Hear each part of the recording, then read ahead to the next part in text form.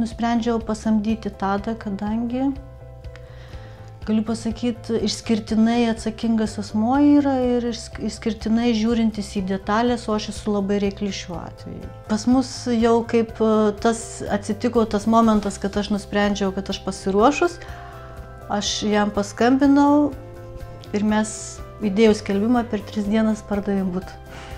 Tadas atstovėjo visą tą, ką aš norėjau, man nedalyvaujant ir net nepajutus to, aš net nespėjau suvokti, kad butas jau parduotas, faktas. Ir jis matėsi sandorio pirminio metu labai stengėsi ir išgyveno turbūt daugiau negu aš, nes visas tas vis tiek jaudulys žmogus, tiesiog matėsi, kad daro kaip savo visą tą tuo sandorio metu, taip kad aš buvau sužavėtas. Pliusas tas šiuo atveju, kai samdai brokerį, kad tu net nepajauti viso to vargo, iš tikrųjų, nes teko susidurti vis dėlto. Taip atrodo, kad lengva, o yra ir bendravimas, ir visas su klientu, ir tas kaip atsipirko, sakykime.